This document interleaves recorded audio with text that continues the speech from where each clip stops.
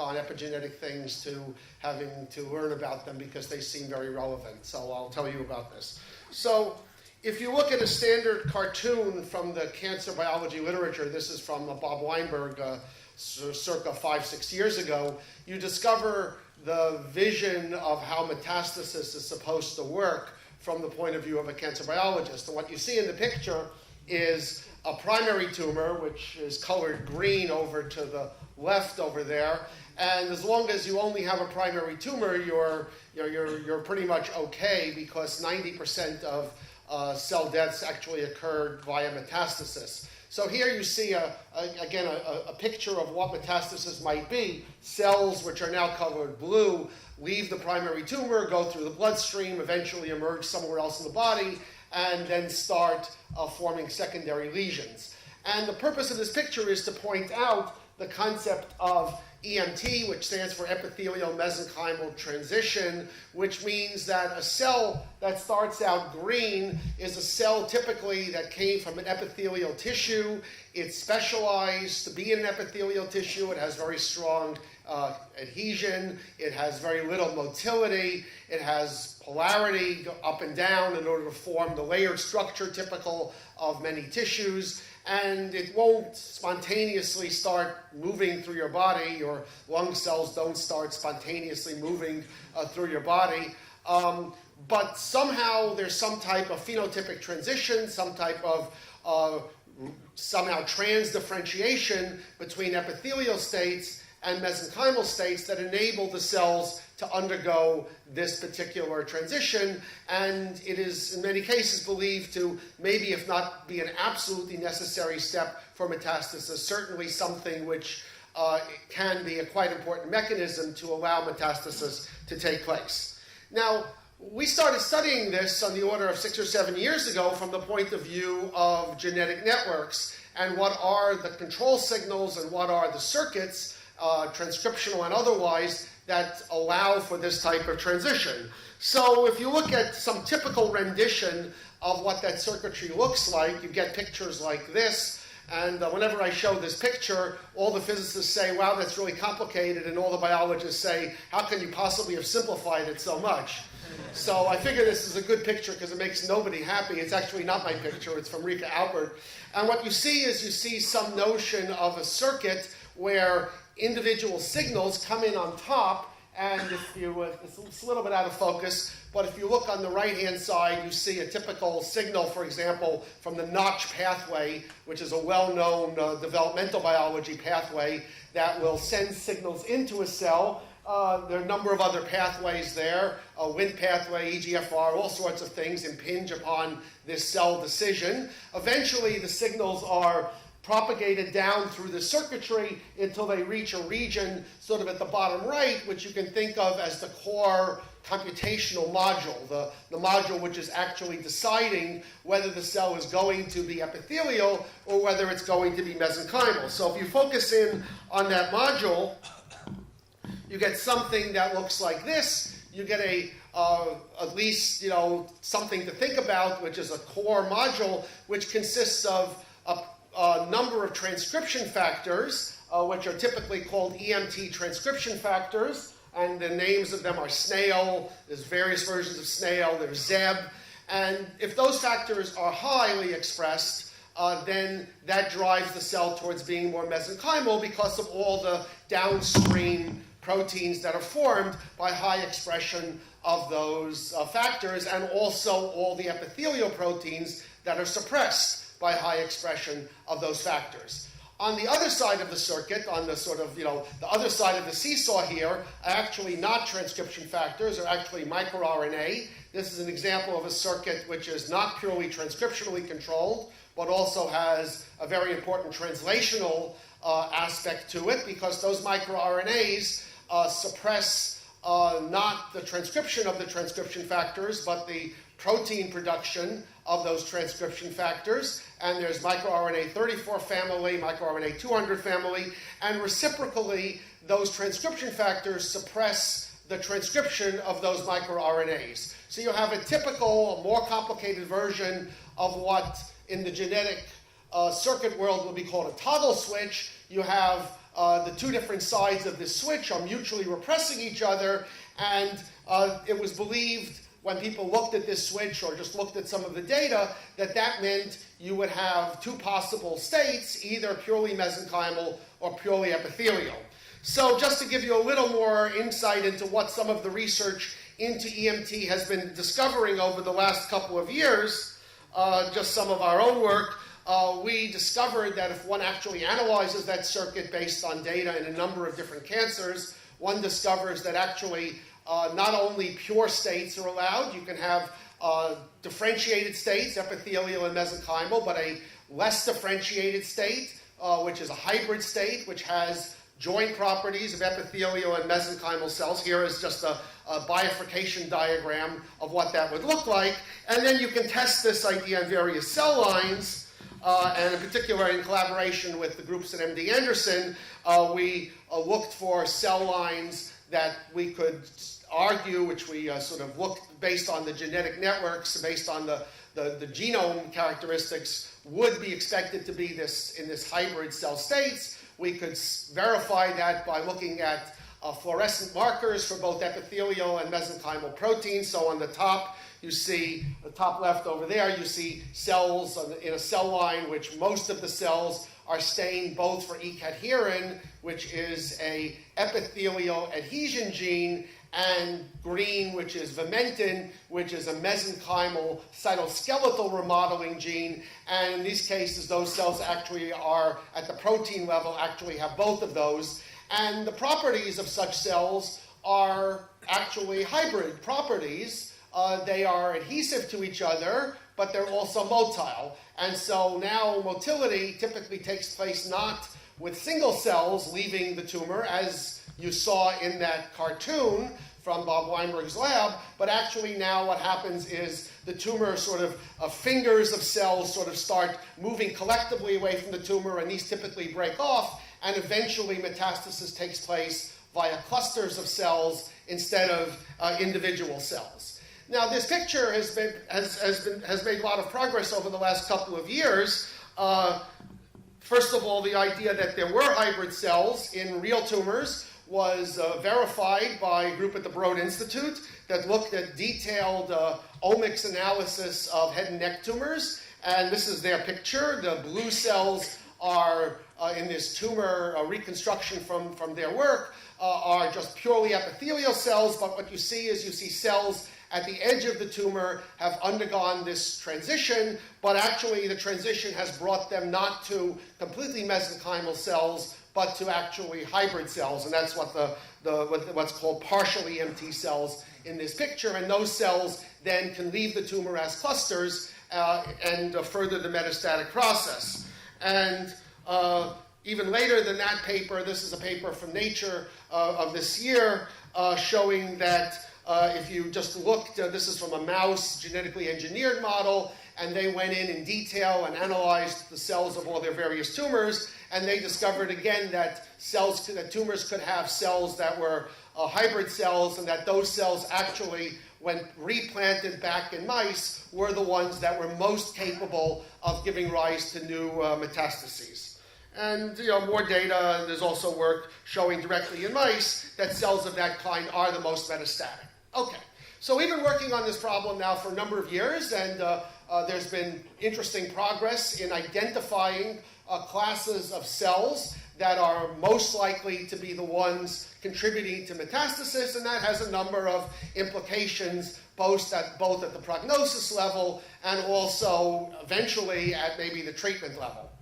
Now, let's take a step back and ask, well, we're now talking about something that looks like a transdifferentiation, going from one rather specialized cell type, epithelial, to something which is a different, rather specialized cell type, mesenchymal, and at the same time, you can actually find cells that don't completely make that transdifferentiation, but actually make a dedifferentiation back to something that looks more stem-like, which is this hybrid cell. And the part of the reason why it's more successful in all those papers at generating tumors is because it's more stem-like and more plastic and more able to grow in new environments. So you can ask, does epigenetics play some role in this transition, in stabilizing the transition and preventing it in certain cells. So of course there's a significant amount of evidence for the role of various epigenetic factors in this transition. I have just a couple of examples. One can find many more. So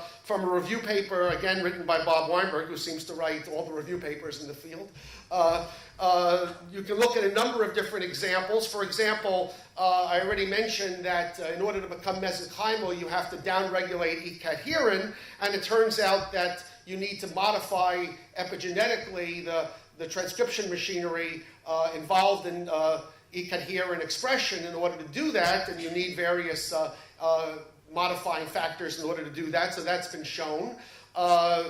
Just at the phenomenological level, people have been investigating HDAC inhibitors for cancer treatment for a while, and that's because you need some of these chromatin modifications to actually undergo these transitions. There's also the notion, which is actually rather interesting, because there's a very recent physics paper arguing against this notion by Kim Snepin's group, but at least from the point of view of phenomenology, it's been argued that you have, in various cases, stem cell-like chromatin called bivalent marks, where stem cells, or in particular these cancer stem cells, these hybrid-like cells, actually have chromatin marks that are both activating and inhibiting either on the same nucleosome or on very neighboring nucleosomes, and that allows you to more rapidly switch from one state to the other, and in fact makes it more easy to switch from one to the other. So that's called poised chromatin, and that also seems to somehow play a role. So there's many papers that seem to play a role in this. Our own work came across this notion about a couple of years ago, where we looked at the analog of EMT transitions, not in carcinomas, which are the typical cancers that start out as epithelial cells, but look at sarcomas, which are cancers that start out in the bone, which start out as mesenchymal cells. And we asked the reverse question of what you would have to do to those sarcoma cells to make them become more epithelial. So we tried to ask about the reverse transition. So we did that experimentally with Jason Somarelli, who's at Duke.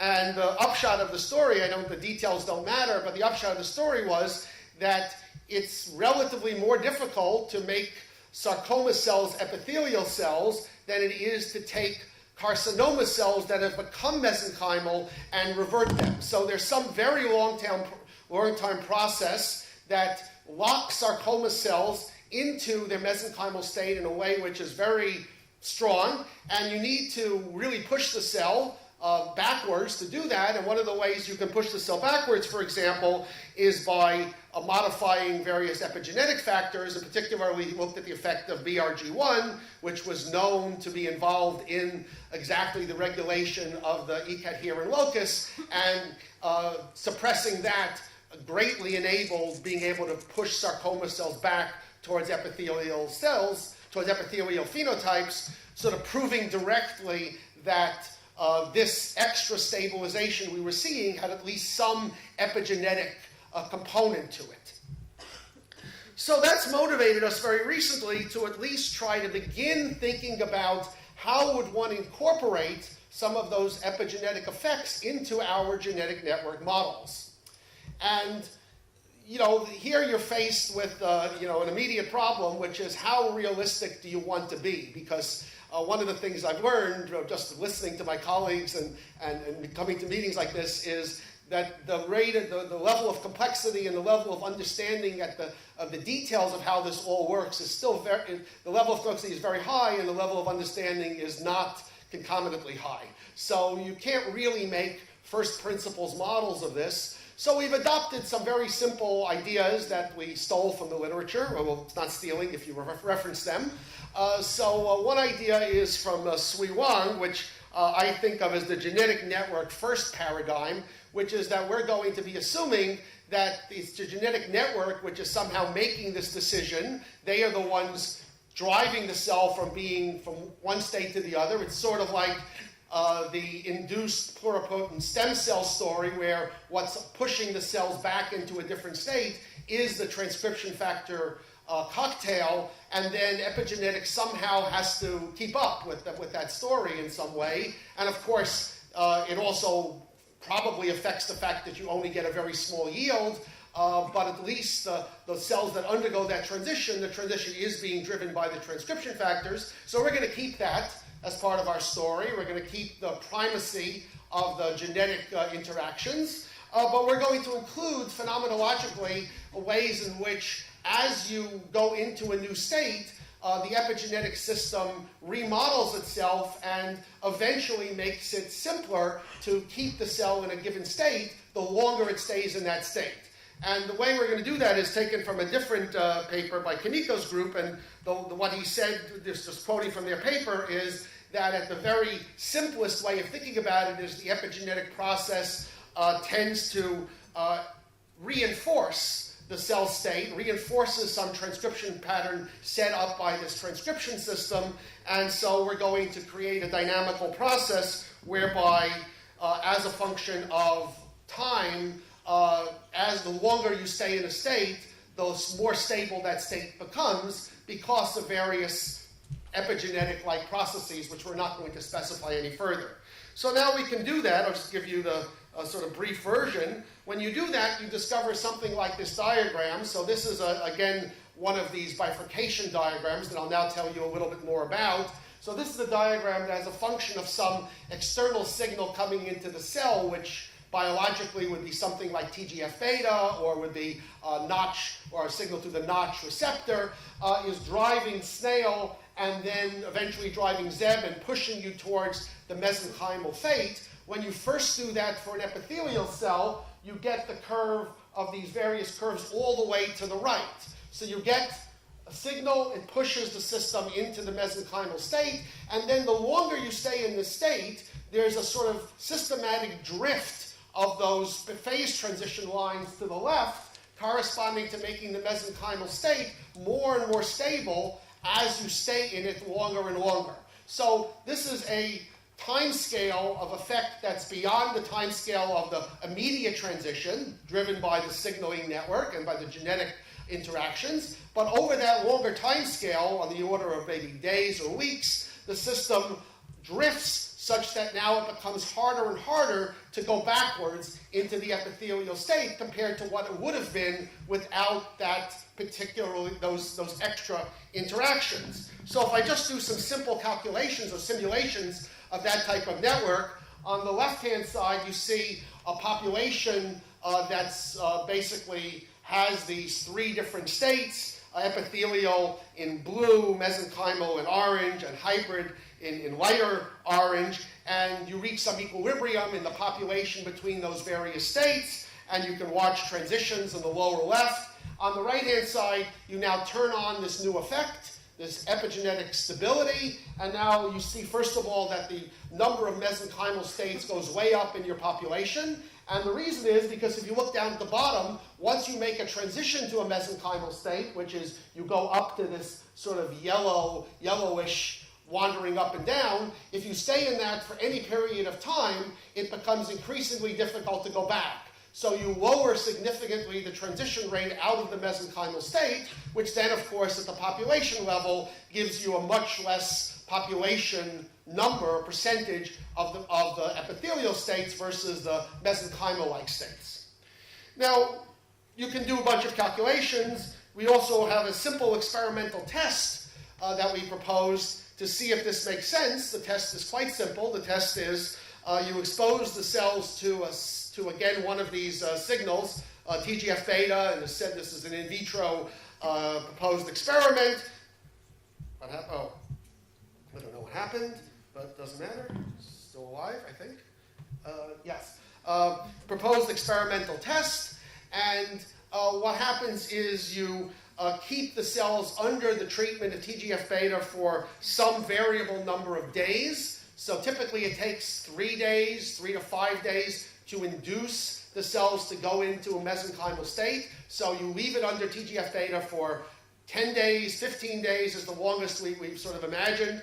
And you ask, how easy is it to revert as a function of the time in which you keep it under the TGF-beta treatment? So the logic is you induce the cells to become mesenchymal. If you keep them there, then the, let's say, restabilization of the mesenchymal state grows stronger and stronger, and you should see increased levels of hysteresis as a function of this longer time scale in the system. And then we can just test this, and so you would predict something like this. And if you look in more detail in a simulation, what you see is, if you look on the top level is where you give the signal for the minimum time, let's say 3 days or 5 days, and what you see in terms of the components of the model is that the blue, which is the expression level of E-cadherin, goes down, but then immediately recovers. And all 4 different replicates in the sense of, different stochastic simulations with the same equations give you the same effect. If you then keep the signal on for longer and you look at the middle columns, what you see is that the cells are now not all behaving the same way.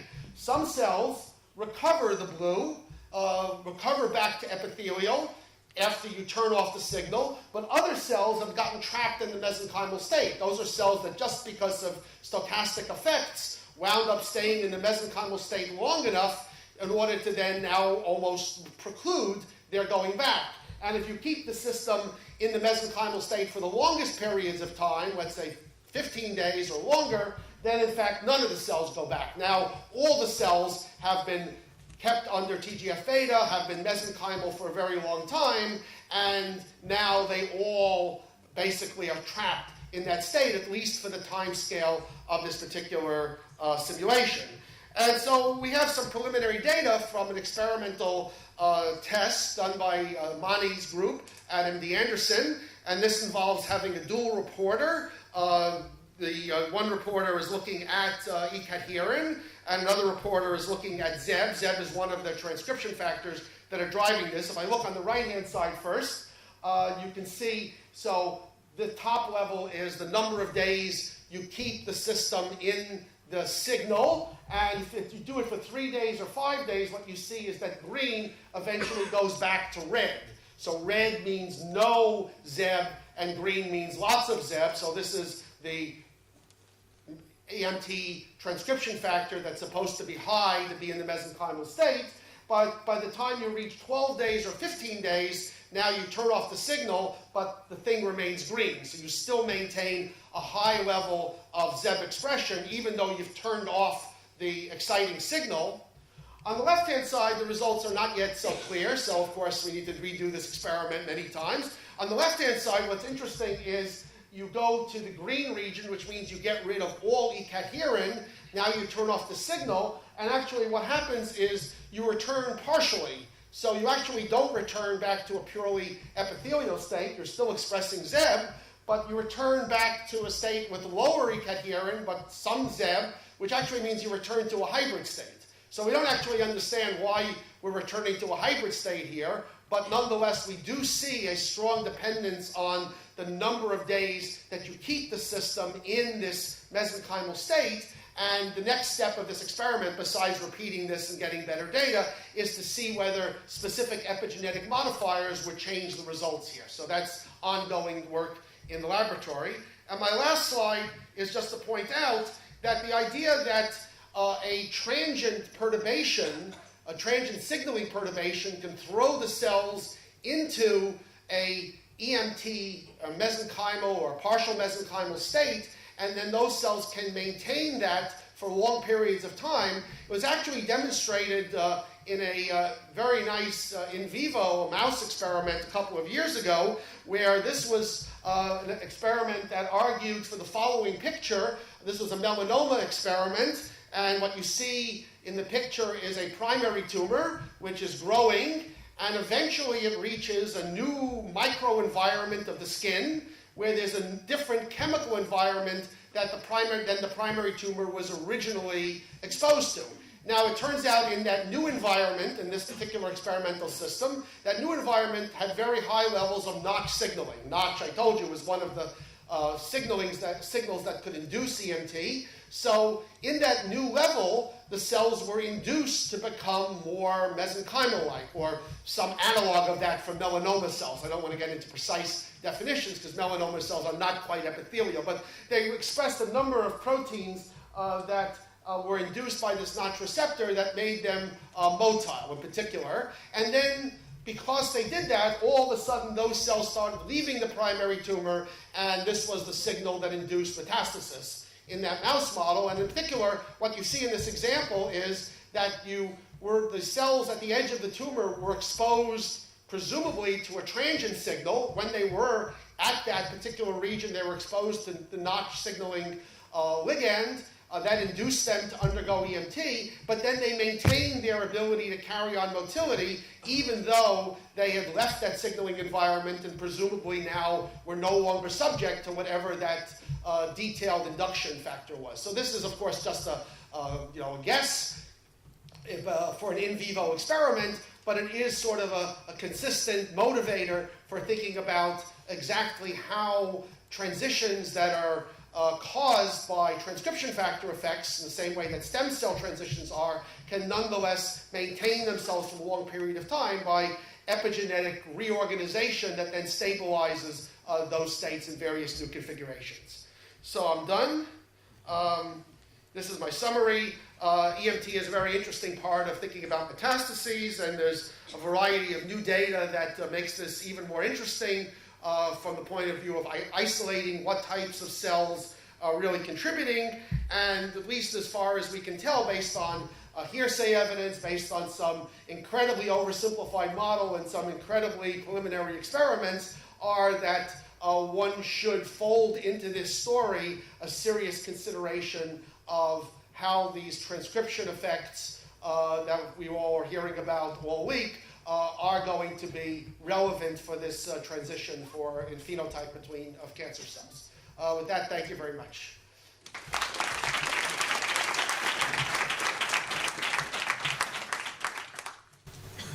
Any questions?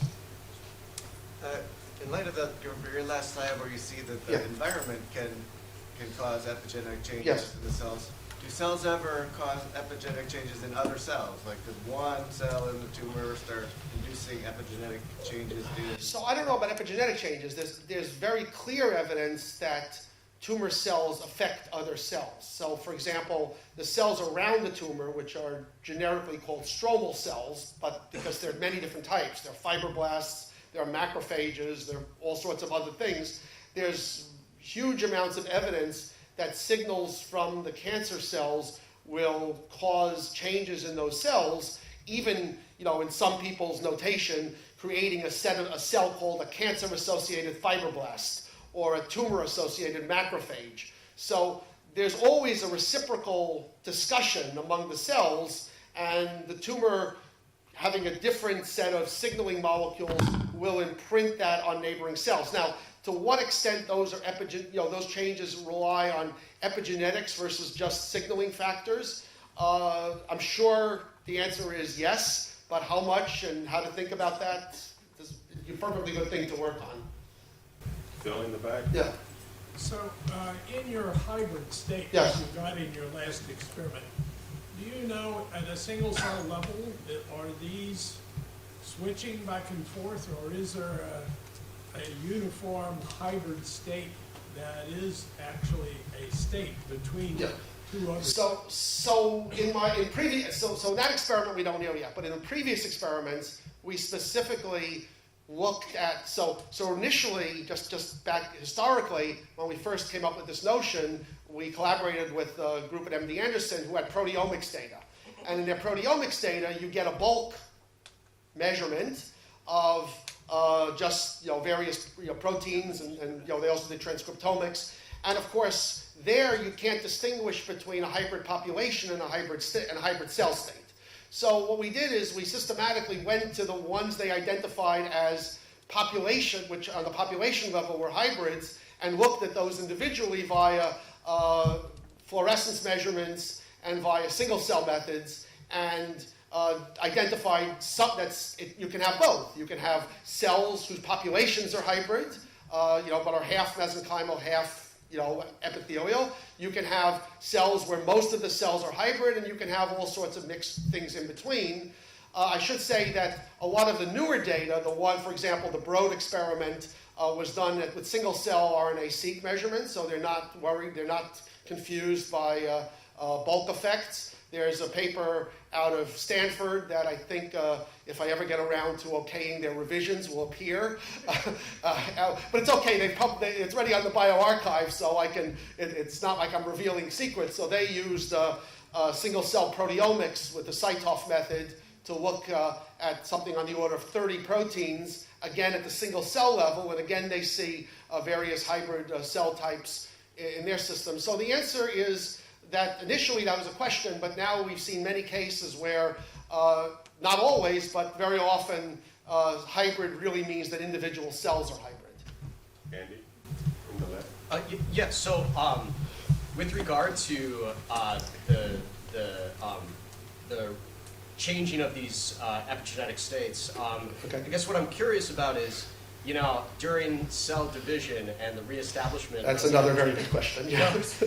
There are differential genes that are more, that are established more quickly. And I guess, is there any correlation between the nature of those genes and the nature of the ones that are responsible for sort of the curing effect that you're seeing? So surprisingly enough, I don't even know the answer to a simpler question, which is, we know experiments, and actually Shabam here is the one who's analyzed those experiments the most specifically, so you can ask him, but there's clearly experiments showing that at the population level, you can, for example, start out with cases where you've sorted, based on some of these markers, cells into one subpopulation, for example, in cell lines that have all three populations, or you can sort it and you can pick out one of those, and you can watch the population restore itself homeostatically over a pretty long period of time. So there clearly are transitions. We don't even know if the transitions are primarily during cell division or not. So the exact way in which cell division is being inherited or not being inherited, and which factors is, as I think, something which I am currently urging my experimental collaborator to look at in detail. And actually in the bacterial world, they now have very nice methods where they can track individual cells and their progeny. These things are sometimes called mother machines or something like that. And actually people are now beginning to apply this to these eukaryotic transitions. So I think I'll know more about the answer to your question probably in a couple of years. But right now, we really don't know exactly how to think about which factors are the ones that are most stable under cell division, which ones are not. So that's a complete gap in, I think, the whole field's understanding. We got one final question. Is it possible to reverse this mesenchymal locked state by placing a cell in an epithelial microenvironment? A late stage mesenchymal cell. So our experience, so we tried that once. I said we tried that in this paper on sarcoma. And what we did is we tried to compare reverse, you shouldn't think of it as reversing sarcoma, you should think of inducing epithelial cell state in sarcoma compared to reversing a very common breast cancer cell line, which is MDA231, which is a breast cancer cell. So it was an epithelial cell at one point, whenever this was isolated some number of years or decades ago, but now looks very mesenchymal in terms of its expression. So it turns out that that you can reverse the MDA231 by giving it the right signals, probably putting it in the right even mechanical environment. So it's stable, but it's reversible by the right finite size perturbation, whereas the sarcoma cells were much harder to revert. And in fact, we had to do various combinations of factors and or various epigenetic modifying factors. So the answer seems to be that there's not a one-size-fits-all answer here, that when a cell looks mesenchymal, there's a separate layer that you need to look at to ask how locked in that mesenchymal phenotype really is. And we already have answers which are different for two cases, which probably means that it will be different in detail for many of those cases. But for the carcinoma that's undergone EMT, it is generically possible with the right signal to revert it back, at least from our experience. Okay. Well, with that, let's thank all three speakers.